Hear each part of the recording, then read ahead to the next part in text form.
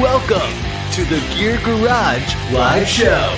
This weekly YouTube show covers whitewater rafting, river safety, oh God, I lost my paddle, gear, and anything else Zach feels like rambling on about.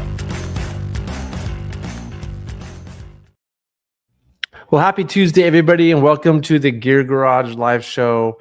I have a new studio here, moving out of the room I was in back there and transitioning to here temporarily before moving into a new space to do more of stuff like this in a couple of months. But I'll be here temporarily for the next little bit just to organize some things. And if you please let me know if you can hear me, because this is all new setup and I'm a little worried that a wire didn't get plugged in correctly. Although I tested it, I'm a little worried. This is a show I try to do weekly where I answer questions live on YouTube. It's meant as a YouTube show. You might hear as a podcast. I'm sorry if you do. It's meant to be watched live or as a recording earlier. The video kind of does matter. So thanks for being here, everybody. We have a lot of questions, so I'm going to jump right into it. First, thank you, Chase Buck, for becoming a member. Member is something where you pay a couple bucks a month, supports the show. Sometimes I put members-only videos up. So thank you for supporting the show. I really appreciate it. Okay. We're going to talk first about this new website I'm working on called Submarine Hole, and then jump into questions, and we're going. So Submarine Hole is a discussion board I've created recently intended for professionals. So the intention here is not a private boater. We have a private boater section because I know private boaters are going to want to ask questions. And so if you want to ask a question, this is an appropriate place to do it. And I want to keep private boater type questions to this category, this area. I also get a lot of middle fork of the salmon questions. So I've created that category here, but it's really intended for rescue instructors, gear people, guides, people who are river professionals. And the goal is to keep it professional. So if you do have a question and you want to use it, please do. If you just want to read about what we're talking about, it's a great way to read. If you sign up for the website, you get emails that are just updates to kind of, hey, remind you that things are going on. And it's been a fun little project. It's been a great place to have a few discussions. Specifically, a friend of mine asked about what I thought about having, where is that under guides, raft ladders for commercial trips, and create some good discussion. It's a good place to get all of the discussion in one spot and get different people's opinions. So it's been a fun little project. And so if you're interested, check that out. And with that, let's get to questions. And the first question is, Prusik or rock climbing ascender? I was thinking that pulling on a rope through a pulley system to pull off a stuck raft. I think that a rock climbing ascender would work amazing. You could even hook a rope to it that's 10 or 15 feet long and pull on the ascender with a few people. What are your thoughts? Sure. I think some rope ascenders have teeth, and under heavy forces, teeth can strip the rope, which is a bummer when you're pulling on it for a few reasons. One of the biggest is you break your rope. Then ropes are expensive. And I think there's somewhat rope diameter specific. When we're out in the field, people have throw bags of different diameters. There are static lines. We use a lot of different ropes, and so a lot of times ascenders are somewhat rope size specific. And so I think having a tool that is super specific that people aren't trained on is not the best thing. A lot of people, when I teach rescue classes or just I talk about rescue, people are always like, well, no, I use this tool and that tool and this technique and that technique. I'm a really big advocate for there's some basic techniques that are maybe not the best, but they're really good and proven. There's some basic techniques and basic equipment we're all familiar with, we're all trained on. It's been used forever. I would stick to the basic stuff personally and just keep it simple. And, if you choose to make it complicated by adding something like this, an ascender, cool. Recognize you might be the only person who knows what that is or how to use it. And it may not interact with other pieces, other ropes out there. So you're choosing to bring a piece of gear people are not familiar with or trained on that could cause damage to ropes, and it may have some slight advantage. And if it does and you use it, cool. But I would just say know that it could cause problems too, because it confuses other people who are trained on a core set of techniques. Cool. I just got a question here. How bad are one boat trips? Planning on doing a one boat trip with a couple other people in the lower salmon. I have reasonable rescue knowledge. So let's come. Do I do this right now? I've answered this question a bazillion times. And I think one boat trips are bad. And the only worst thing than a one boat trip with you is a one boat trip with multiple people.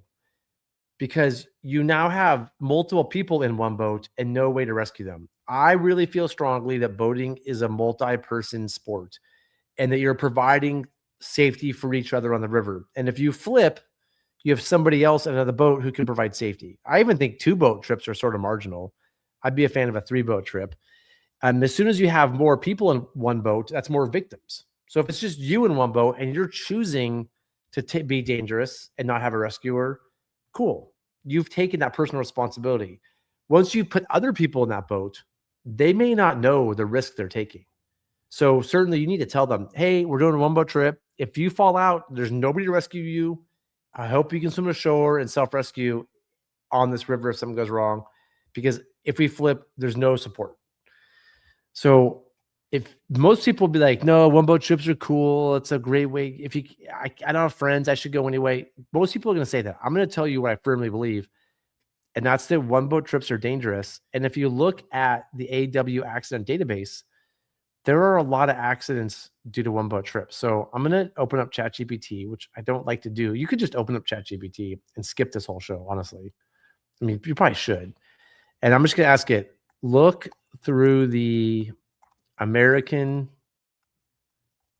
whitewater, I'm terrible at spelling, whitewater accident. And it used to be that if you looked at the last 20 accidents, it would show you factors and fatalities. And there's always a few that say one boat trip, right? It doesn't do that anymore. So this is the best way to do it.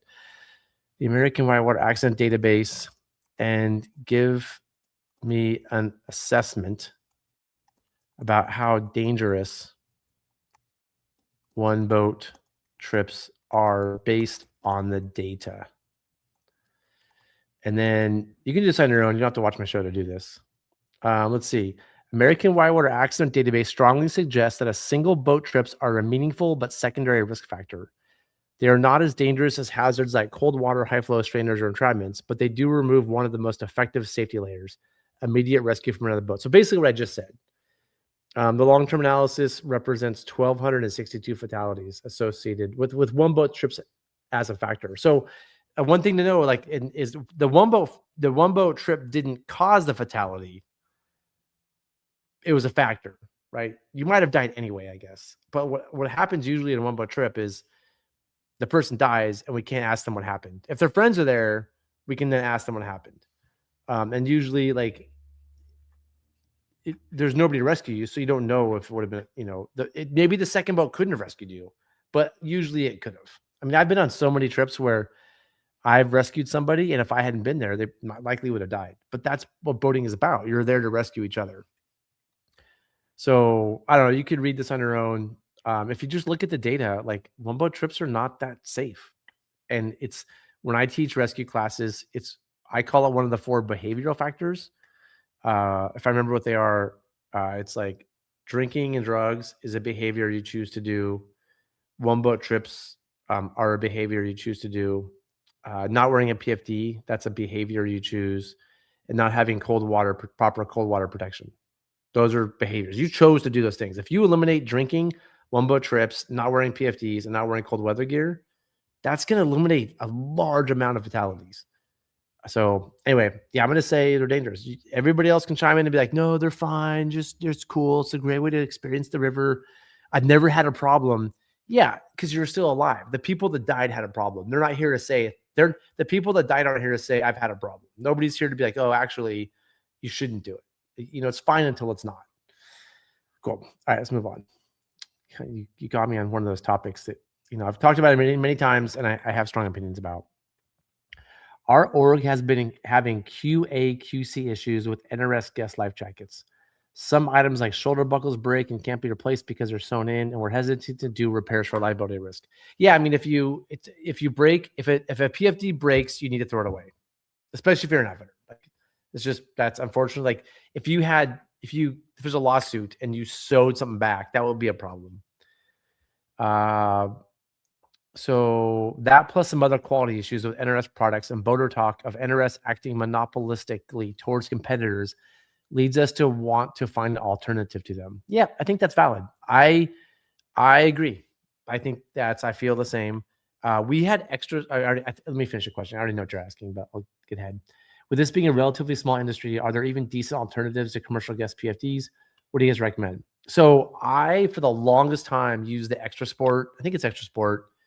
It was a reddish one, high quality, awesome PFD, and they stopped making them. So I'm just NRS now. It's just even though there's quality issues, and you may or may not have feelings about NRS and how they do business. That's hearsay. Like I don't know about that. That's something you said. But I think there just isn't something better on the market. There are different PFDs, but they're just not as comfortable. The NRS one, even though the quality isn't there, like you feel the quality in the ones I used to like, it's good. And if it fits the biggest variety of chest, it's very well done.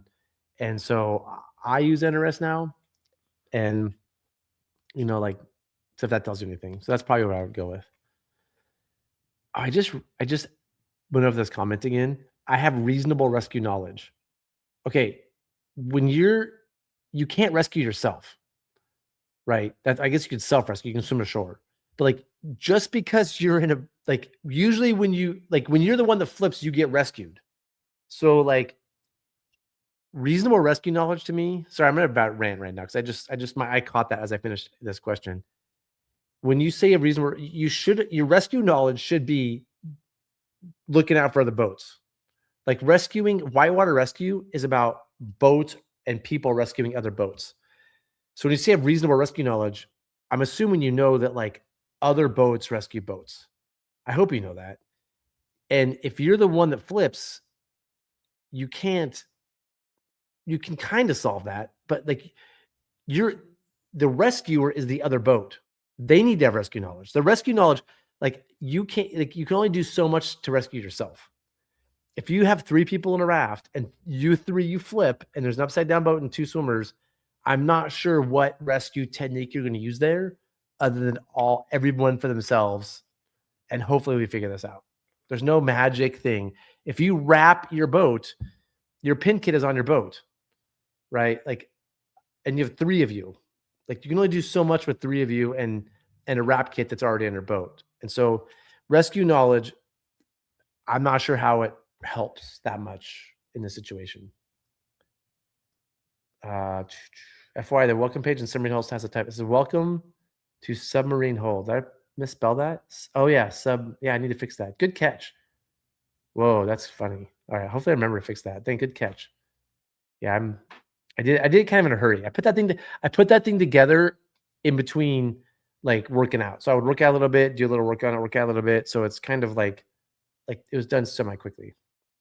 Anyway, the answer to this is I'd probably just go down to SPFDs. Zach, to help with the future or predicted water level question, sorry, let me read this again. Hi, Zach. To help with the future or predicted level question are continually getting, you could share this. Am I terrible at reading, or does this sentence not make sense? I think there's supposed to be a you are continually getting. Yeah, got it. Level question you are continually getting. Got it. There's a link. Scroll down the page and you'll see NOAA weekly water level prediction. Yeah, I think I got pretty annoyed a couple of shows ago about all these Middle Fork water level questions. I'm not annoyed that I don't mean people. It's not the prediction that's going to help people. It's the realization that the prediction is wrong a lot. And what really bothers me is when people say it's going to be low water. You don't know that. I don't it is low water. Low water to me is I don't know, low. I knew from the graphs it was going to be above 2 feet. That's not low water to me. That's just medium low. And so what really bothers me is when people make assumptions about what water levels are going to be. And they based on, I feel like everybody thinks it's it's low water everywhere. The Middle Fork water is actually really good.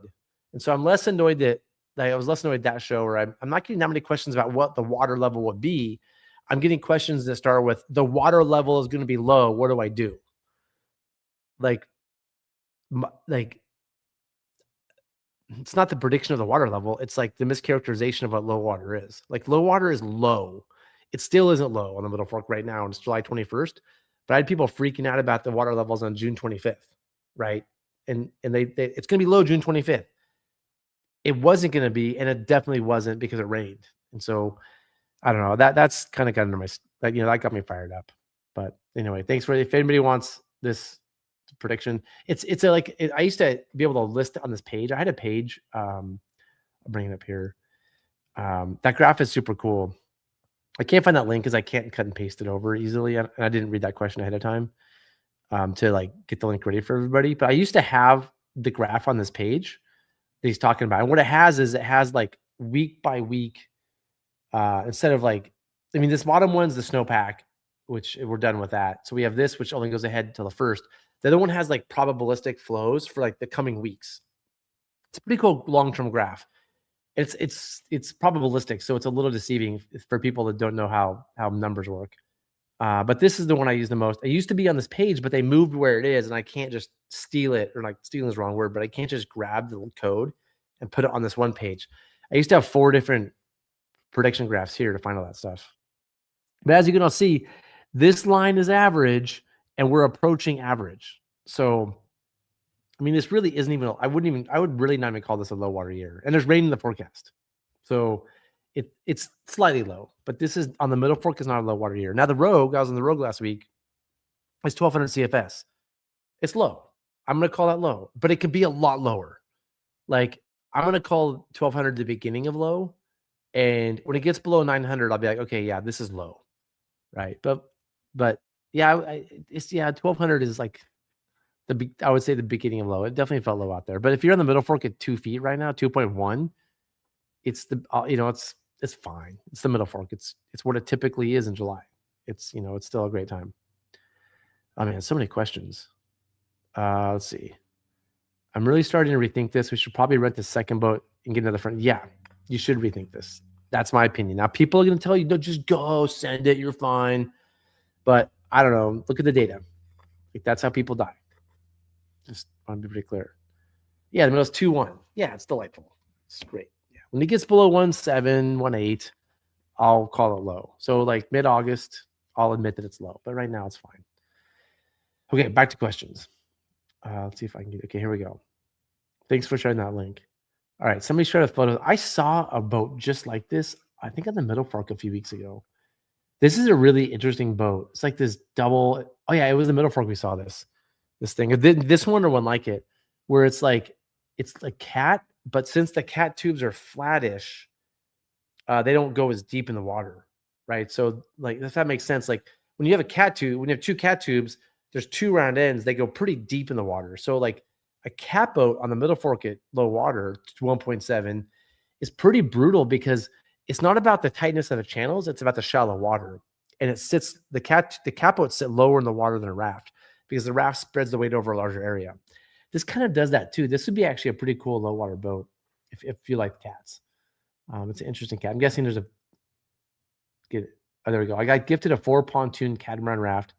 I've always been a customer, but now have my own. Now have my own. I'm trying to research what sections will be fun. I apologize for my reading being bad, everyone.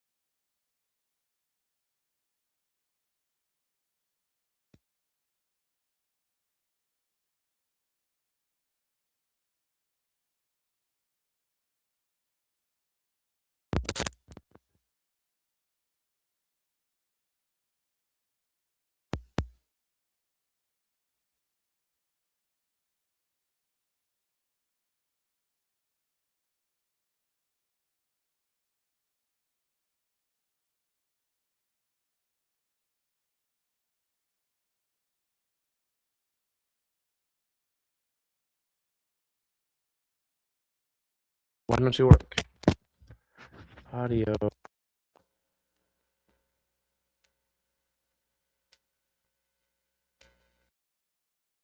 I'm guessing me now because I'm on the computer mic, which is not very good. You can definitely hear me now. Okay, so I'm back. I don't know how long I've been muting. Okay, so we're back to here. So if you listen to podcast, you probably just gave up because the audio went out. So so I think where you left off probably was the next section. I'm thinking basically I don't know any of these places you're talking about. I live in Oregon. I've done a lot of boating in Idaho, but all like multi-day class 4. So I don't know much about these places you're talking about, and I don't even know where you live to make recommendations about where to go. I'd go to what the book Western Whitewater, maybe go to the American Whitewater website. I shared a website. Let me see where it is. I've written some descriptions. The point of this website, Whitewater Guidebook, is that there's a bunch of descriptions here of different places to go. But these are the ones I just taken the time to write. It's not all here. And there's a hiking guide to Idaho written by Grant Emerald. That there's a link down here. Yeah. So if you click here at the bottom of this page, here's 3 books I already recommend on this website. So by state, what I do is if you go to Oregon, I have the most Oregon descriptions because I started this project basically in Oregon. Here's the 4 books I recommend for Oregon, right? If you go to Idaho, here's the 3 books I recommend for Idaho. You just click them, it goes to Amazon, super easy. And the descriptions I've written. California, I've written a good number of descriptions in California. These are the California books. So like this Whitewater Guidebook website is intended for a resource for people like you. It's just hard to give you advice on where to go, not knowing your skill level, your athleticism, so I really can't give you advice on where to go. Unfortunately, again, I don't know where you live, so that's also hard. Cool. So next question. Throwback light duty hauling rope. I've been doing an audit of some of my rescue pin first aid toolkit and related items, and I've been using a more scaled down minimalist version for day trips, 14-foot rafts and single bay frames. I think it's awesome. I think we all should be going through our kits more often. You'll find stuff that's like rusted, broken, missing. First aid kits, you'll find stuff that was used. Oh, I forgot I need to put Band-Aids in there, or the Advil expired. Your repair kit, you might realize you need to update your tear aid because tear aid, if you just put it in the kit, it gets destroyed a lot. Like I actually just threw some away earlier today that I found it had been destroyed. So it's good. Or your glue might be old, or you used it and you forgot to replace the brush to put the stuff on. Anyway, in doing so, I rely on 2 throw bags, a small one in case I ever need to throw one, and a large one for hauling the light boats. I wish the rope in the big bag was a bit longer. My question is, do you see any issue with using flip lines or rabbit runners like the 12-foot one you sell at River Hardware to extend the throw bag rope in a boat recovery situation? So I'll read the rest. For example, I was thinking I could set up the anchor on a boat that connect 1 or 2 flip lines to that, then connect the throw bag rope for a 3-to-1 or whatever. I realized I could not pass the flip lines to the pulleys. Yeah. So sure, you could probably do that. Like use your throw bag for a haul line. I would make sure it's not just a big rope, but a good rope. Like if it's gonna be your haul line, you probably want some sort of spectral rope or some fancy rope. That's a system I use sometimes. It's valid. Your rope isn't long enough, so for a lot of things. So you do need to get creative. Maybe add the smaller rope to it at times. I don't know.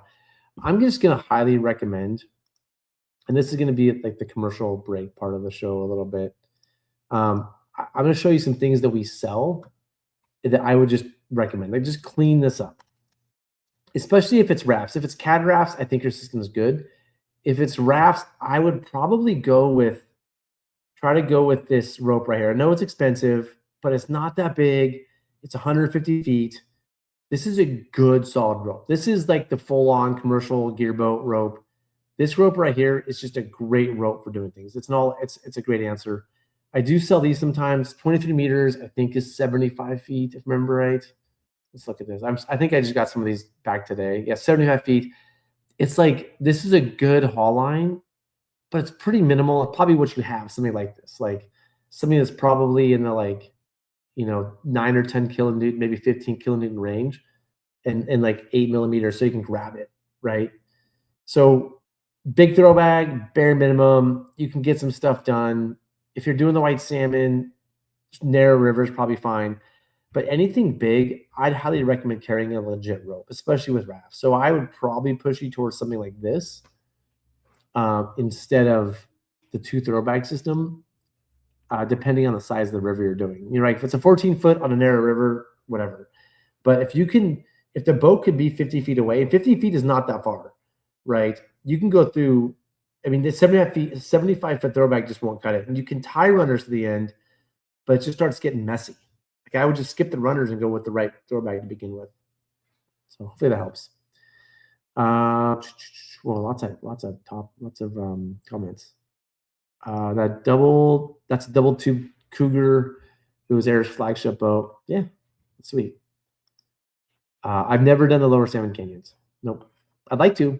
I've just never done it. I, for whatever reason, never make it there. And then this was the last question. I'm in Moscow, Idaho, the land of NRS.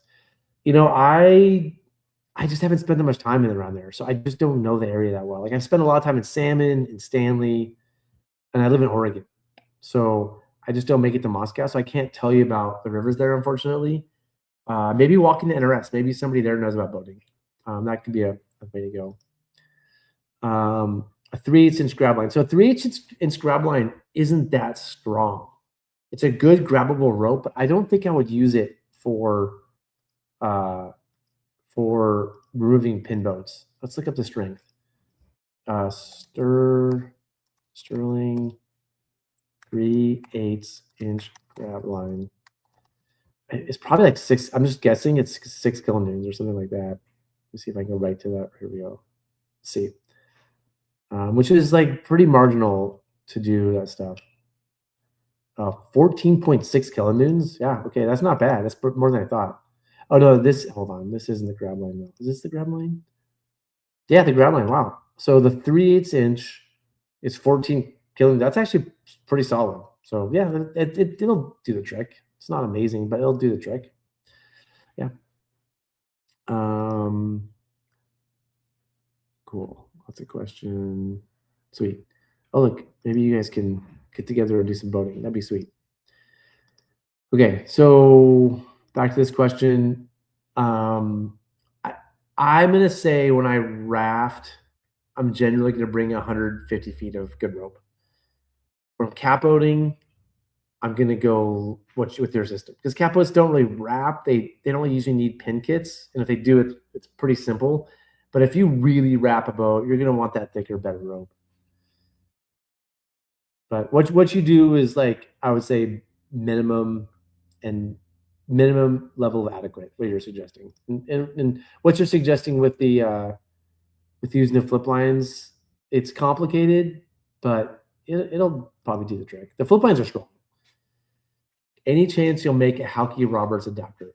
We make these on River Hardware. We make all these adapters for things. And I make 4 of them. I get asked all the time, well, you make one for this tool, you make one for that tool, you make one for this valve, you make one for that valve. I don't make them. Somebody else makes them. And I have to ask him to make them. Like, will you make this one? And it's just, but also for me, it's very hard for me to like have storage for all of these adapters and just have the capacity to ship all of them, that many of them. So I don't really want to be in the valve adapter business. I just am, because these valve adapters are sweet and people really like them. And I really like getting people good stuff. I do know there's a guy who has a new, remember this? Some other guy's been advertising all over Facebook for valve adapters. Raft, I'm going to Google valve adapters, electric pump. And I think he has like a ton of different ones. And that might be the place to go. Let me see if I can find his website. Let's see. What? No. I don't know. Oh, here's something. No, it's not. There's a dude, I don't know, who's like really pushing his stuff on Facebook. I think they cost less than mine. So like they're like $10 cheaper, like $9 cheaper. So, if you want a cheaper one, and I think he has way more tools and way more types of valves. I need to keep it simple because I'm not in the valve adapter business primarily. It's just a side thing I do to help people get good stuff. Okay. Cool. Well, it looks like people are making boarding friends. That is amazing. That makes me so happy. Okay. Oh, back to here. Okay. Makita adapter. Okay. Hello. I'm really curious about the Makita inflator adapter. I just don't know what type of valves I have in my kayaks. Okay. I don't know types of valves, period, I have in my kayaks, comma. I have a Star Outlaw, period, tandem, comma. And I have 2 air spuds, period. Okay. Tandem, and I have 2. Will the adapter work for those? I can't find anywhere it tells me the types of valves they are, and any help would be amazing. Okay. I struggle reading sometimes. I don't know. That's a great question. Let's Google air spud. Air. You could call. I bet you could call air, but we'll just Google here. Spud valve. Let's see. Let's see what Google says. It uses Summit 2 valves, so ours will not work. I don't even know what a Summit 2 valve is, but I'm pretty sure they won't work. And please don't buy them and return them. Like if you're gonna thanks for making sure. Like I don't do returns, so please don't buy them and be like, oh, it didn't work the valve I thought it might work on. Like, please don't guess. So thank you. And you have a Star Outlaw. Let's ask you about the Star Outlaw. Oh, see, let me put myself back in Google. So I'm here looking at this. So I'm going to do, instead of air spud valve type, I'm going to put Star Outlaw valve type. And it says, now according to Google Gemini, it says the Star Outlaw uses Lee-Field C7 valves. But you could also call it, you could also call NRS and double check. Or you could also, here's a good idea. You could Google it. You could Google valve, Lee-Field C7 valve. And you could look at a photo of it, like right there. And this is what it looks like on the internet. And you can see if your valve looks like that. And also, you can see your C7 valves have a little C7 there. And my guess is that D7 valves have a D7. So I would suggest calling NRS, Googling it, asking Gemini. But thanks for asking before just blindly buying. People sometimes buy them. Like the valve I bought doesn't work on the other valve I thought it might work for. I want a refund. And I do not want to be in the valve adapter business. So I don't have time to deal with refunds because you thought it might work. Like, please, thank you for making sure it works. And I think the best way to do it is just like find this photo. And if your valve looks like that, it's going to work. If it doesn't, try to find the other guy who makes valve adapters. He wants to be in the valve adapter business. And so you stoke him out if you bought his valve adapters.